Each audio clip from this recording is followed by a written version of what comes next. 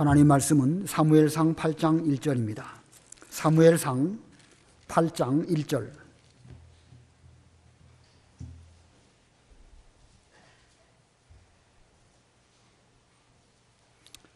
구약성경 바른성경으로 341페이지 사무엘상 8장 1절입니다.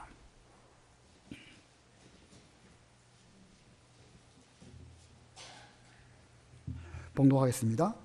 사무엘이 늙어 자기 아들들을 이스라엘의 사사로 세우니 그의 장남 이름은 요엘이고 둘째 이름은 아비야였다. 그의 아들들이 사사로서 브엘세바에서 이스라엘을 다스렸으나 사무엘의 아들들이 그의 길로 행하지 않고 이익을 따라 뇌물을 받고 잘못된 판결을 내렸다. 그러므로 이스라엘의 모든 장로들이 모여 라마에 있는 사무엘에게 가서 그에게 말하기를, 보십시오. 당신은 늙었고 당신의 아들들은 당신의 길로 행하지 않으니 이제 모든 민족들처럼 우리에게 왕을 세워서 우리를 다스리게 해주십시오 라고 하였다. 그들이 사무엘에게 우리에게 왕을 주어 우리를 다스리게 해주십시오 라고 말한 것을 사무엘이 기뻐하지 아니하여 여호와께 기도하니 여호와께서 사무엘에게 말씀하셨다. 백성이 내게 하는 모든 말을 들어주어라. 그들이 너를 버린 것이 아니라 나를 버려 그들의 왕이 되지 못하게 하는 것이다. 내가 그들을 이집트에서 인도하여 낸 날부터 오늘까지 그들이 하는 일마다 나를 버리고 다른 신들을 섬겼던 것처럼 내게도 그렇게 하는 것이니 그러므로 이제 너는 그들의 말을 들어주되 그들에게 엄히 경고하여 그들을 다스릴 왕의 제도에 대해 알려주어라. 사무엘이 왕을 구하는 백성에게 여호와의 모든 말씀을 전하여 말하였다. 너희를 다스릴 왕의 제도는 이러하다. 그가 너희 아들들을 데려다가 그의 병거를 관리하고 기마병이 되게 하며 그들이 그의 병거 앞에서 달리게 될 것이고 또한 그를 위하여 1000부장과 50부장을 삼고 그의 밭을 갈게 하며 그의 곡식을 추수하게 하고 그의 전쟁 도구와 병거 장비들을 만들게 할 것이며 그가 너희 딸들을 데려다가 향료 만드는 자와 요리하는 자와 빵 굽는 자로 삼을 것이다. 또한 그는 너희 밭과 포도원과 올리브 밭에서 좋은 것을 거두어 자기 종들에게 주고 너희 곡식과 너희 포도원 소출의 10분의 1을 거두어 자기 궁정 관리들과 신하들에게 줄 것이다. 또한 너희 남종들과 여종들과 빼어난 젊은이들과 나귀들을 끌어다가 그의 일을 시키고 그가 너희 양떼의 10분의 1을 가져갈 것이며 너희는 그의 종이 될 것이다. 그날에 너희는 너희가 선택한 왕 때문에 부르짖을 것이나 여호와께서는 너희에게 응답하지 않으실 것이다. 백성이 사무엘의 말 듣기를 거절하고 말하기를, 아닙니다. 우리에게도 왕이 있어야 합니다. 우리도 모든 민족처럼 우리 왕이 우리를 다스릴 것이며 그가 우리의 싸움을 싸우기 위해 우리보다 앞장서서 나아가야 할 것입니다 하므로 사무엘이 백성의 모든 말을 듣고 여호와의 귀에 말씀드렸다. 여호와께서 사무엘에게 말씀하시기를, 너는 그들의 말을 들어주어 그들을 위해 왕을 세워라 하시니 이에 사무엘이 이스라엘 사람들에게 각자 자기 성읍으로 돌아가거라 하고 말하였다. 거기까지 봉독합니다. 오늘 본문의 내용은 이스라엘 백성들이 사무엘에게 와서 왕 세워달라고 말을 하였고 또 사무엘이 그렇게 기도를 하였을 때에 하나님께서 왕 세워주도록 또 말씀하셨습니다. 오늘 본문의 제목은 왕을 구한 이스라엘, 왕을 구한 이스라엘입니다. 우리가 지난 시간에 사무엘상 7장을 배웠습니다. 사무엘이 비로소 이스라엘의 사사가 됐는데 그가 살아있는 동안 여호와의 손이 이 블레셋을 잘 막아주셨습니다. 이거 보면 훌륭한 지도자 한 사람이 얼마나 소중한가 하는 것을 보여줍니다.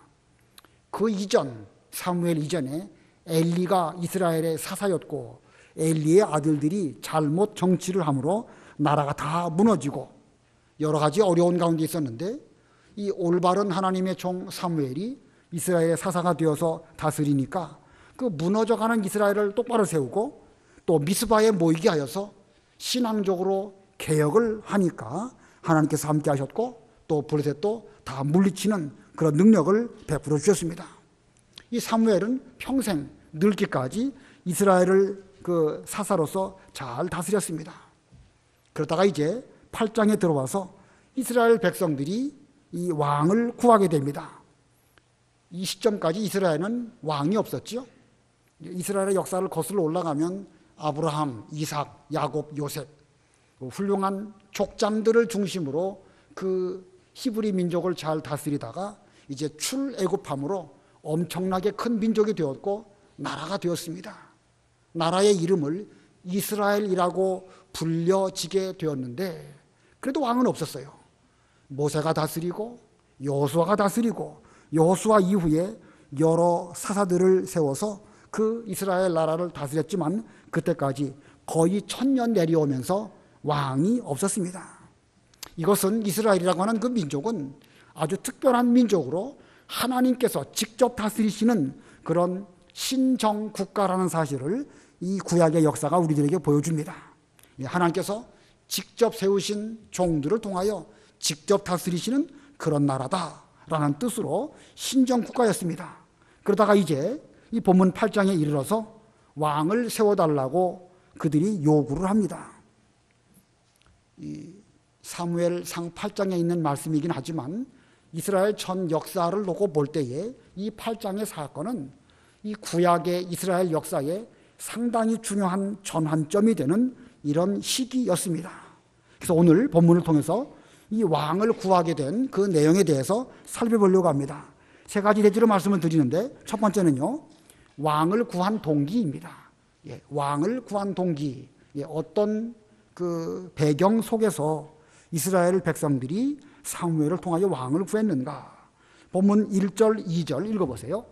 1절 사무엘이 늙어 자기 아들들을 이스라엘의 사사로 세우니 그의 장남 이름은 요엘이고 둘째 이름은 아비야였다. 그의 아들들이 사사로서 브엘세바에서 이스라엘을 다스렸으나 사무엘이 늙어. 자, 사무엘이 얼마나 훌륭한 그런 사사였고 선제였습니까? 그러나 사무엘이라 할지라도 유한할 수밖에 없어서 그 역시 늙었습니다. 그래서 노년에 자기의 아들들을 또 사사로 세웠습니다. 이 사사기에 보면 하나님의 섭리에 의해 가지고 사사가 세워지기도 하지만 어떤 경우는 그 사사가 자기 아들들을 또 사사로 세워서 권세를 이어받게 되는 이런 일들도 있었습니다. 특별한 제도가 이스라엘 민족에게 아직 준비되어져 있지 않은 그런 상황에서 하나님의 사사를 세우기도 하시고 또 아버지가 사사였으면 그 아들이 사사가 되는 그런 경우도 종종 있었는데 사무엘 역시 자기가 늙었을 때에 그 아들들을 사사로 세웠습니다. 그런데 사무엘이 세운 그의 아들 사사들이 사사로서의 본분을 바로 하지 못했습니다. 3절 우리 다 같이 합독하겠습니다. 3절 시작. 사무엘의 아들들이 그의 길로 행하지 않고 이익을 따라 뇌물을 받고 잘못된 판결을 내렸다. 자, 이 사무엘의 아들들이 이익을 따라갔고 뇌물을 받았고 올바른 판단하지 못하고 잘못된 판결했습니다. 자, 이 사무엘 집안에서 어떻게 이런 아들들이 나왔을까? 거슬러 올라가면 이 사무엘의 아들들은 한나의 손자겠죠. 한나가 그렇게 기도 잘해서 하나님의 주권을 믿고 살리기도 하시고 죽이기도 하시는 그런 하나님으로 이렇게 믿고 아들 사무엘을 잘 길렀는데 그만 3대 이 손자 때에 와서는 이익을 따라서 뇌물을 받고 잘못된 판결을 하는 이런 일이 벌어지고 말았습니다. 자, 우리는 이 앞부분 사무엘상 1장부터 7장까지에 걸쳐서 이 사무엘 그 본인이 얼마나 잘 성장해서 이스라엘의 훌륭한 사사가 되었는가 계속 우리가 배웠습니다. 엄마 한나의 기도로 출생했고 어린 아이 사무엘은 어렸을 때부터 실로에 있는 여호와의 집에서 여호와 앞에서 그는 성장을 했습니다. 그래서 그의 이름 사무엘의 이름이 단에서부터 브엘세바에까지 다 알려지게 되었고 그의 말 한마디도 땅에 떨어지는 일이 없었다. 성경에는 그렇게 기록하고 있습니다. 자, 그런데 어쩌다가 이 사무엘의 아들들이 이 모양이 되었을까? 그 책임이 사무엘에게 있을까? 없다고 말할 수는 없지요. 그러나 모든 것이 다 사무엘의 책임이겠느냐? 이렇게 단정적으로 또 말하기도 어렵습니다. 그 바로 앞에 7장 끝부분을 보면 이 사무엘이 이 평생 사사로 있으면서 해마다 전 이스라엘 전역을 두루 다니면서 백성들을 잘 신앙 지도를 하였습니다. 그리고 그의 집이 라마에 있었는데 라마에 있을 때에도 사사로서 자신의 직무에 충성한 이런 면을 그 7장 끝에 기록하고 있습니다. 자, 이런 걸 볼 때에 사무엘은 사사로서 자기 직무를 충성되이 잘 감당하다 보니까 그만 이 자녀들을 돌보는 그 일을 제대로 못하지 않았을까, 그렇게 해석이 되어집니다. 자, 이를 볼 때에 이 자녀 교육 문제가 얼마나 어려운 일인지 우리에게 잘 보여주고 있습니다. 사사로서 이스라엘을 다스리는 일, 그리고 아버지로서 자녀를 잘 기르는 일, 이 두 가지 다 중요한데 우리가 지난 시간 느헤미야 시간에 우리가 싸우면서 일하면서 싸운다, 이 두 가지 다 잘한다고 그랬죠. 이 사무엘도 두 면을 다 잘했으면 참 좋았을 터인데 이스라엘을 다스리는 사사의 직무는 잘했지만 그 아비로서 자녀를 가르치는 그 면에서는 좀 부족한 면이 있지 않았을까. 그런데 지금 사무엘은 늙었다고 그랬습니다. 어쩔 수 없이 그의 아들들을 사사로 세울 수밖에 없게 되었는데 그만 아들들이 뇌물을 받고 판결을 잘못하는 이런 일이 벌어지고 말았습니다. 훌륭한 부모 밑에서 훌륭한 자녀들이 나올까? 일반적으로는 그렇죠. 훌륭한 부모 밑에서 훌륭한 자녀들이 나오는 것이 그게 인지상정입니다. 그러나 항상 그런 건 아니죠.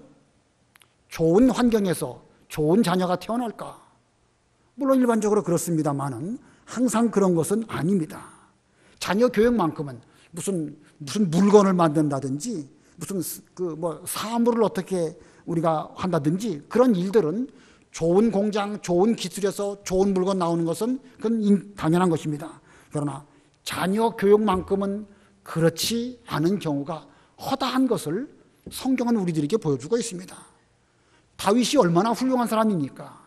그러나 그는 자녀 교육에 있어서 암논이나 압살롬이나 이런 실패한 그런 일들을 성경이 말씀하고 있고, 솔로몬의 아들로 르호보암, 노인들의 교도를 잘 받지 않다가 나라가 둘로 쪼개지는 그 최고로 지혜로운 솔로몬의 아들이 그렇게 되었기 때문에 이스라엘 나라가 갈라지는 이런 일이 있었습니다. 이러한 일들은 오늘날도 마찬가지라고 여겨집니다. 부모가 잘 생겨서 자녀들이 아주 미남미녀로 잘 태어났다, 좋은 것이지요. 그런데 자칫 그런 것들이 그들로 하여금 교만하게 만드는 경우도 있습니다. 부잣집에서 잘 자라난 거 좋은 일이지요. 그러나 오히려 돈이 많은 것이 자녀들로 하여금 망가지게 하는 요인이 되는 경우도 있습니다. 그렇기 때문에 오늘날 우리들은 이 자녀 교육 문제에 있어서만큼은 항상 긴장하고 정신을 차려서 하나님의 은혜가 아니면 우리는 잘할 수 없습니다. 그래야 됩니다. 혹시 지금까지 잘했다 할지라도 끝까지 잘 길러지는 것은 끝에 가 봐야 하는 것입니다. 지금까지 잘 됐다, 그렇다고 해서 방심하거나 그냥 마음 편하게 해서는 안 됩니다. 진짜로 지금까지 잘했다가도 앞으로 수없이 많은 고비를 겪어야 하는 것이 자녀 교육의 위험한 일들입니다.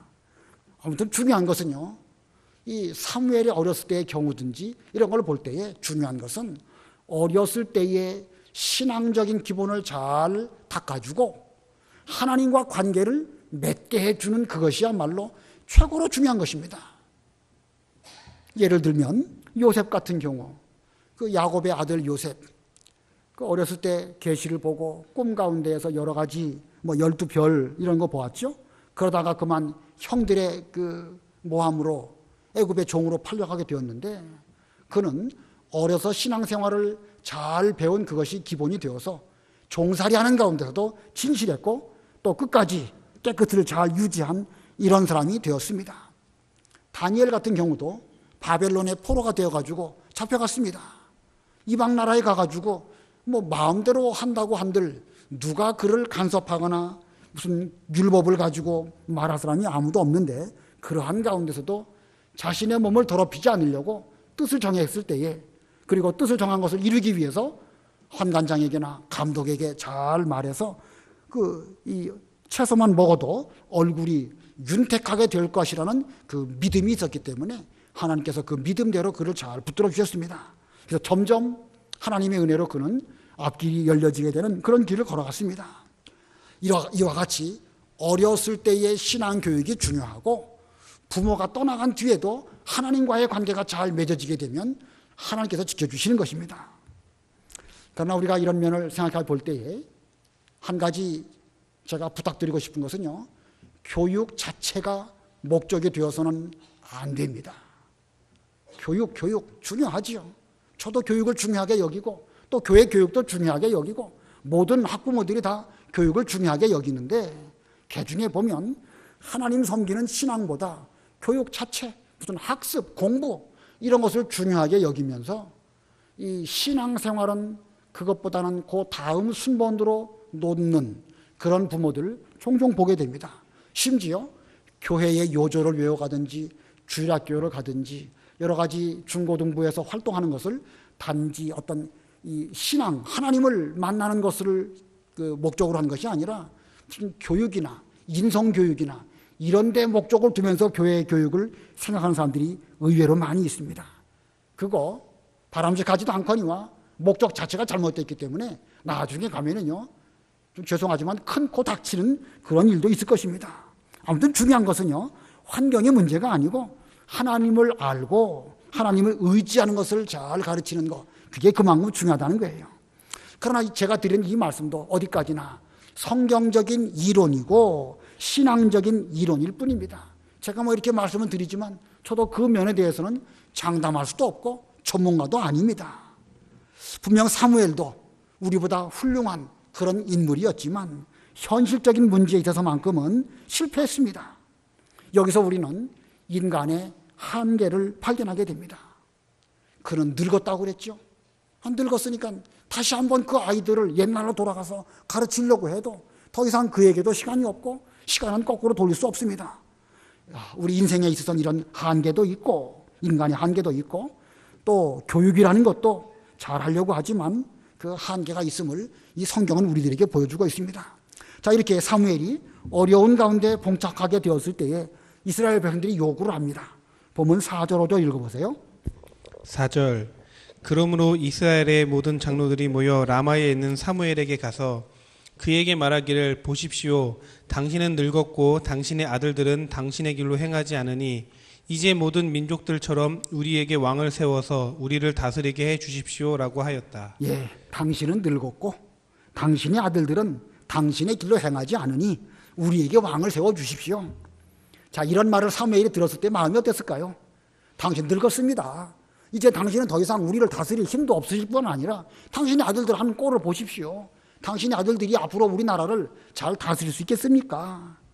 자, 이런 말을 들었을 때 사무엘의 그 얼굴이 어땠을까? 예.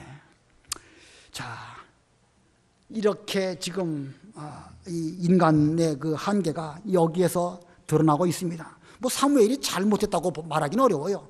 그만큼 사무엘만큼 최선을 다한 참 하나님의 종 쉽지 않지요. 그럼에도 불구하고 그는 늙을 수밖에 없었고 그런 하나님의 일에 전심전력해서 이스라엘을 잘 다스렸는데 그만 자녀 교육에 있어서만큼은 잘못했기 때문에 자녀들이 이렇게 되었습니다. 이걸 볼 때에 우리 인간의 한계, 교육 문제의 한계 이런 걸 발견하게 되는데 이 백성들은 지금 우리도 이방 나라처럼 왕 세워주십시오. 왕이 우리를 다스리면 좋겠습니다. 이렇게 말하고 있습니다. 그럼 왕 세우면 그 뒤에 그 왕이 잘 다스릴 수 있을까? 인간 세계에 왕 세워놓으면 왕들이 잘 다스리든가요? 우리나라의 과거의 역사도 그렇거니와 우리가 그 해방 이후에 우리나라의 그 왕들의 여러 가지 일들을 볼 때에 역시 인간 세계는 한계가 있음을 보여주는 것입니다. 자, 이렇게 세상의 모든 면에는요 한계가 있어요. 사람은 나이 들면 늙을 수밖에 없고 교육을 잘 하려고 하지만 우리 힘만으로는 안 되는 것도 있고 세상 정치가 잘 하려고 하지만 그 왕들이 좋은 왕들도 많이 있지만 역사는 흘러가면 흘러갈수록 점점 타락하고 결국은 좋지 못한 결말을 가져오는 것들을 우리는 역사 속에서 수없이 보게 됩니다. 왜 이런 한계가 우리 인간에게 있을까? 결국은 죄 때문에 그렇습니다. 아담 하와가 죄를 지었기 때문에 죄의 영향력이 우리 인간 생활에 구석구석 미치지 않는 곳이 없어가지고 늙을 수밖에 없고 죽을 수밖에 없고, 교육을 잘하려고 해도 아담의 아들 가운데 아벨도 있고 가인도 있고, 이런 일은 이 죄값으로 온 한계인 것입니다. 우리가 궁극적으로 죄를 떠나서 하나님에게로 돌아가고 또 그 하나님의 다스리심을 잘 받지 않는다고 하면 아무리 좋은 제도를 세우고 아무리 좋은 왕, 좋은 대통령을 세운다 할지라도 마치 옷만 바꾸어 입을 뿐이고 그 속에 있는 죄의 본질은 그대로 있기 때문에 어쩔 수 없다는 사실을 우리에게 역사가 보여줍니다. 자, 인간의 한계, 이 한계, 우리는 한계 속에서 어쩔 수 없이 살아가고 있다. 이것이 오늘 본문이 우리들에게 주시는 교훈입니다. 자, 두 번째 대지로 왕을 구했는데 두 번째 대지, 왕 제도에 대한 하나님의 응답입니다. 왕 제도에 대한 하나님의 응답. 본문이 길기도 하고 좀 간략하게 말씀을 드리려고 합니다. 사무엘은 백성들의 그와 같은 요청을 들었을 때 기쁘지 않았습니다. 그래서 즉답하지 아니하고 하나님께 기도합니다. 자, 뭐 기분이 나빠도 그걸 드러내지 아니하면서 하나님께 기도한 거, 훌륭한 지도자 사무엘의 모습이죠. 자, 그랬더니 하나님께서 어떻게 응답하셨는가? 7절로 9절 읽어보세요. 7절로 9절. 7절. 여호와께서 사무엘에게 말씀하셨다. 백성이 내게 하는 모든 말을 들어주어라. 그들이 너를 버린 것이 아니라 나를 버려 그들의 왕이 되지 못하게 하는 것이다. 내가 그들을 이집트에서 인도해 낸 날부터 오늘까지 그들이 하는 일마다 나를 버리고 다른 신들을 섬겼던 것처럼 내게도 그렇게 하는 것이니, 그러므로 이제 너는 그들의 말을 들어주되 그들에게 엄히 경고하여 그들을 다스릴 왕의 제도에 대해 알려주어라. 예, 애굽에서 그들을 인도해 내시고 하나님께서 얼마나 여러 번 이스라엘 백성들을 잘 인도하시고 지도하셨습니까? 그러나 끝끝내 배반하고 했던 이스라엘 백성들이 다시금 하나님의 지도를 받지 않고 배반하는 것이니까 너는 그것 때문에 속상하지 말고 그들의 요구를 들어주어라. 이것이 하나님의 말씀입니다. 그러면서 왕 제도가 들어서게 되면 어떤 일들이 벌어지게 될 것인가 그들에게 잘 알려주어라 라고 말씀하십니다. 그래서 이 사무엘이 백성들을 불러놓고 자세하게 말해줍니다. 왕이 세워지게 되면 왕의 권한을 유지하기 위해서 군대를 모집하고 또 병거 여러 가지 그 왕권 유지하기 위해서 전쟁을 준비하느라고 백성들을 혹사시킬 것이고 딸들을 데려다가 시녀 삼을 것이다. 이런 일들을 쭉 말해주고 또 세금 거둘 것을 14절로 17절에서 또 쭉 말해줍니다. 너희들이 그 왕이 나라를 다스리기 위해서는 마땅히 세금 낼 수밖에 없는데 11조 10분의 1 낼 것 아니겠느냐. 왕도 한 인간으로서 또 정치를 하다 보면 정치를 잘 못해서 폭정을 할 때가 오게 될 것인데 그때서야 너희들이 나를 여호와께 부르짖을 것이지만 그 부르짖음에 여호와 하나님께서는 응답하지 아니하실 것이다. 이렇게 말해줍니다. 본문 18절 우리 다 같이 합독하겠습니다. 18절 시작. 그날에 너희는 너희가 선택한 왕 때문에 부르짖을 것이나 여호와께서는 너희에게 응답하지 않으실 것이다. 스스로 초래한 일이니까 하나님의 다스림을 받지 않고 왕 세워달라고 너희들이 요구해서 세워진 것이니까 그날 왕이 폭정을 하고 너희들이 그 폭압에 견디지 못해서 여호와 하나님께 부르짖는다 할지라도 여호와 하나님께서는 응답하지 아니하실 것이다. 이렇게 말씀해 주셨습니다.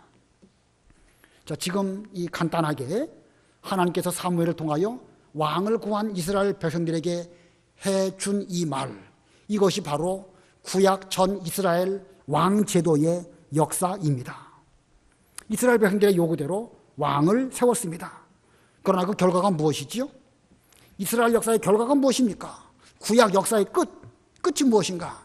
모든 것은 다 실패로 끝납니다.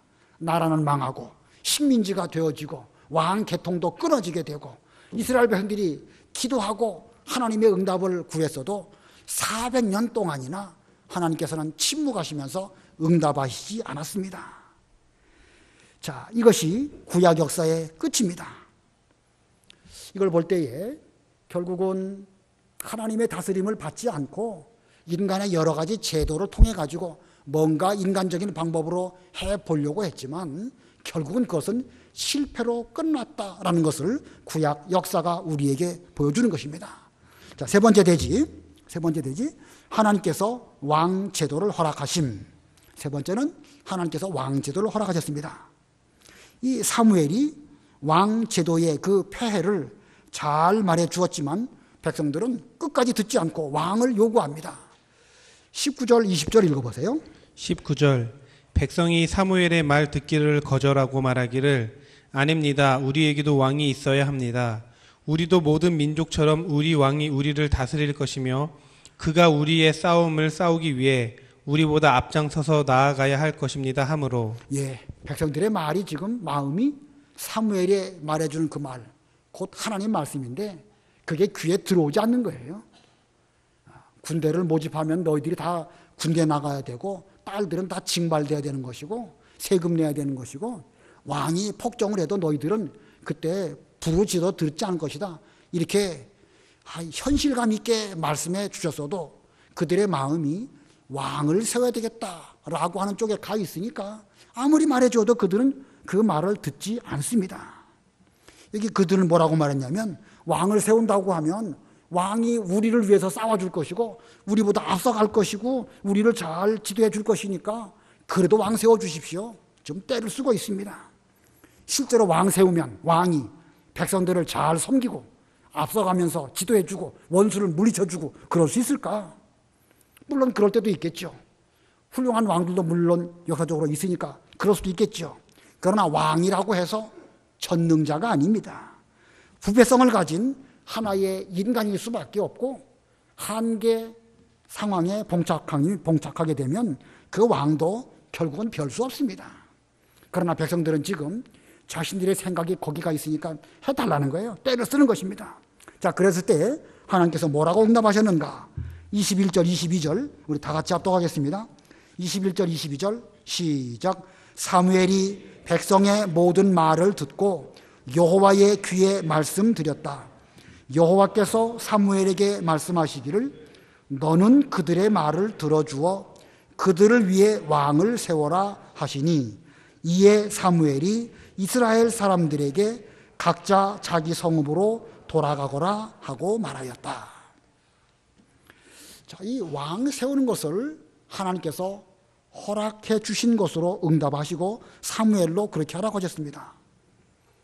하나님께서 직접 다스리시는 것이 최고로 좋은 통치 방법인데 현재 이스라엘 백성들은 그 최고의 통치를 받을 만한 마음 준비, 신앙 준비가 되어져 있지 않습니다. 그래서 불가피하게 하나님께서는 차선책으로 왕 세우는 것을 허락하셨습니다. 물론 하나님께서 무슨 힘이 없으시거나 이스라엘 백성들을 똑바른 길로 인도하시기가 버거워서 이렇게 하신 것은 아닙니다. 여러 가지 이제 이유가 있을 수 있겠는데 두 가지 이유를 우리는 역사적으로 살펴보려고 합니다. 왜 하나님께서는 그 최선 다음에 차선으로 왕을 세우도록 허락하셨을까? 두 가지 이유를 말씀드린다고 하면 첫 번째는요, 인간 제도의 폐단을 일깨우시려고 한 것입니다. 인간 제도의 폐단을 일깨워 주시려고. 아까도 설명드렸지만 우리 인간들이 다 여러 가지 한계가 있습니다. 생명, 수명에도 한계가 있고 또 교육을 잘 하려고 누구나 다 그렇게 목적을 해도 목적대로 되지 않는 한계가 있고 백성들은 지혜가 부족하니까 훌륭한 지도자 사무엘 말을 듣지 않고 억지를 쓰는 이런 가운데 있습니다. 이것들은 다 죄악으로 말미암은 것입니다. 그러므로 그 죄는 그냥 두고 제도만 바꾼다고 해서 선한 정치가 나올 수 있을까? 그렇지 못합니다. 자, 이스라엘이 이 사사 통치에서 왕이 다스리는 왕정으로 바뀝니다. 잘 되었을까? 여러분 구약 역사 잘 아시죠? 얼마나 악한 왕들이 많이 있습니까? 물론 그 가운데에는 다윗 왕도 있었고 히스기야 왕도 있었고 훌륭한 왕들이 있습니다. 그러나 다윗 왕도 허물이 많지요. 히스기야 왕도 잘못한 경우가 많이 있습니다. 오늘날은 왕이 다스리는 왕 그 제도에서 이제 공화정치, 민주정치로 바뀌었습니다. 어느 정도 개선된 면이 있지요. 옛날 왕이 무소불위의 권력을 휘두르던 그런 정치보다는 백성들이 뽑아가지고 대통령 세우는 이런 면으로 볼 때 개선된 면이 많이 있지만 여전히 문제는 우리 주변에 많이 있습니다. 자, 우리의 이러한 여러 가지 일들은 역사를 통해서 인간 제도의 폐단을 배워야 되겠는데 하나님께서는 이것들을 배우게 하시려고 이렇게 왕 제도를 일시적으로 허락하신 것입니다. 뭐 세상 정치 말할 거 필요 없고요. 우리 교회 정치만 놓고 보아도요. 이 교회 정치도 여러 가지 제도가 있는데 잘하려고 하지만 이게 쉽지가 않습니다. 집사를 많이 세우는 게 좋을까요? 적게 세우는 게 좋을까요? 제가 어렸을 때 우리 교회에 7 집사님들이 계셨습니다. 상당히 제한적으로 그 당시에 우리 이병기 목사님 목회하실 때에 제한적으로 집사님들을 세우셨는데 그 즈음에 좀 많이 세웠으면 좋겠다 이런 말들을 저도 기억하고 있습니다. 많이 세우는 게 좋을까요? 적게 세우는 게 좋을까요?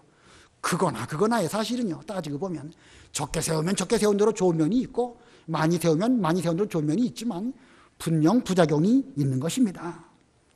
장로는 어떨까요? 장로. 많이 세우는 게 좋을까요? 적게 세우는 게 좋을까요? 제가 학생 때에 저랑 아주 가까운 분이 우리 명륜교회는 장로 안 세워서 틀렸다는 거예요. 그러면서 우리 교회 있지 않고 다른 데로 갔습니다. 지금도 가끔 그분을 만나는데 지금도 불평해요. 여전히. 오늘날 장로 뭐 옛날에 비하면 많이 세워졌지요. 모든 것이 다 잘 되는가? 그렇다고 말할 수도 없는 것입니다. 그렇다고 적게 세우면 더 좋을 것이냐? 그것도 아닙니다. 제도에 문제가 있는 것이 아닙니다. 어떤 제도든지 인간의 부패성을 가지고 있는 사람이 그 제도의 중심에 있기 때문에 폐단은 있을 수밖에 없습니다. 이거 뭐 어떻게 해야 되겠죠? 어떻게 해야 이 제도를 우리가 개선해서 좋은 쪽으로 갈 수 있겠습니까? 두 번째, 거기에 대한 답은 두 번째 소지가 답입니다. 두 번째, 왕 제도를 허락하신 두 번째 이유는요, 그리스도를 고대하게 하시려고입니다. 그리스도를 고대하게 하시려고. 이거 하나님께서 이스라엘을 다스리기를 원하실까? 하나님께서 이스라엘 백성들을 다스리시기를 원할까요? 아니면 안 다스리시기를 원할까요? 7절 다시 한번 읽어보세요. 7절.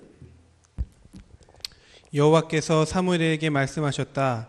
백성이 내게 하는 모든 말을 들어주어라.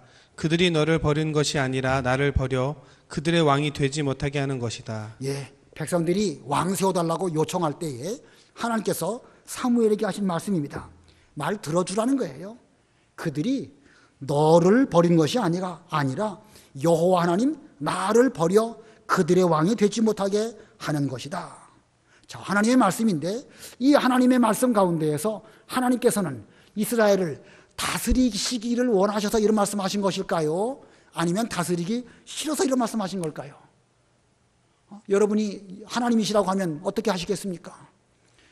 얼마나 그 이스라엘 백성들을 잘 다스려서 올바로 인도하기를 원하시는데 이 끝까지 말 안 듣는 이 백성들을 보실 때에 하나님도 답답하시니까 지금 사무엘이 이렇게 말씀하시는 거예요. 저들이 나를 버려서 내 통치를 받지 않으려고 하는구나. 쟤들이 어쩌려고 저러는가. 이렇게 안타까운 심정으로 하나님께서 지금 이 말씀을 하신 것으로 해석되어집니다. 그러나 그렇게 되기 위해서는 이스라엘은 한번 왕 통치를 받아봐야 됩니다.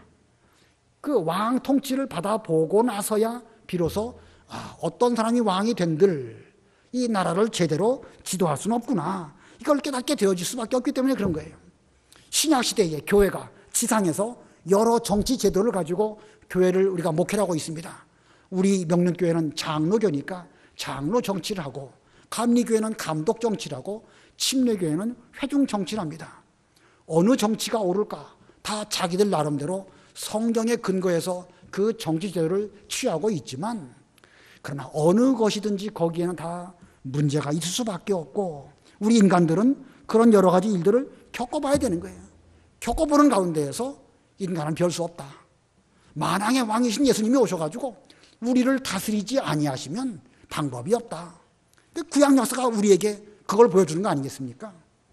왕 정치제도 쭉 하다가 나라 다 망하고 식민지 되고 왕은 끊어지게 되고 결국은 아주 질이 멸렬될 상태 아니겠습니까? 그러다 보니까 이스라엘 백성들이 빨리 그리스도가 오셔가지고 우리를 다스려 주시옵소서, 유대인의 왕으로 그리스도가 빨리 오셔야 되겠는데 하면서 그들은 기다리는 것, 이것이 바로 구약의 역사인 것입니다. 이것은 오늘날 우리들도 똑같습니다. 수많은 문제 가운데 우리가 신앙생활을 하고 있습니다.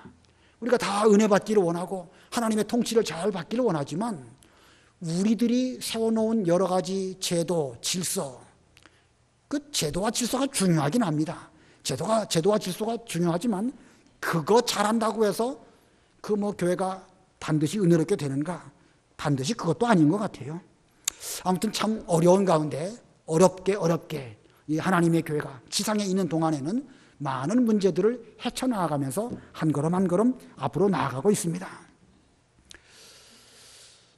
제가 이 명립교회에 담임으로 있는 이 기간, 얼마 정도의 기간이 저에게 주어질지 모르지만 저의 본분은 우리 명립교회의 제도나 체계를 잘 정비하는 것이 저의 임무가 아닐까, 이런 생각을 저는 가지고 있습니다. 그래서 앞으로 어떤 분이 목사님이 되시고 어떤 분이 우리 교회의 장로님들과 지도자님이 되신다 할지라도 하나님의 어떤 그 질서 속에서 교회가 잘 목회되어지는 이런 교회로 세우고 싶은 그런 마음이 제 마음입니다. 그래서 제도, 지난 공동의회 때도 청구한 말씀을 드렸고 여러 가지 말씀을 드리긴 했지만 그런 것을 잘 세우려고 저 나름대로는 앞으로 노력하려고 하는데 또 최선의 노력을 다해야죠. 중요하니까요.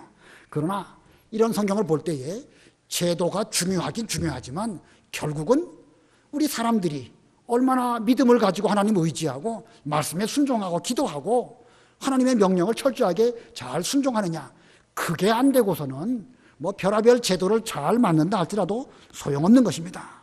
오늘 본문 보세요. 얼마나 한계가 있습니까? 사무엘도 최선을 다하려고 했지만 그 사이에 늙었고 제 자녀 교육 잘하기를 원하는 아비였지만 결국은 그런 문제가 있을 수밖에 없었고 백성들은 지금 하나님의 그 귀하신 말씀을 훌륭한 하나님의 종 사무엘을 통하여 들음에도 불구하고 이 귀가 이게 귀머거리가 돼가지고 듣지 못하는 거예요. 그렇습니다. 자, 오늘날 우리도 이러한 가운데 살아가고 있습니다. 아무쪼록 우리도 여러 가지 면에서 한계가 있는데 장차 그리스도가 오셔가지고 이 하나님의 교회가 이제 승리하고 또 예수님의 통치가 이루어지는 그때까지는 우리는 최선을 다해서 제도도 잘 구비하고 또 우리의 신앙도 점점 발전하고 이러한 가운데에서 주님 빨리 오시옵소서, 마라나타는 그 히브리 말이에요. 주여 어서 오시옵소서, 그런 뜻입니다. 주님 빨리 오시기를 기다리면서 신앙생활 잘하는 그런 우리가 되어줘야 그게 올바른 삶의 신앙생활의 태도가 아닐까 생각이 듭니다. 아무쪼록 우리도 그와 같은 길을 잘 걸어가는 우리 교회가 되기를 바랍니다. 기도하겠습니다.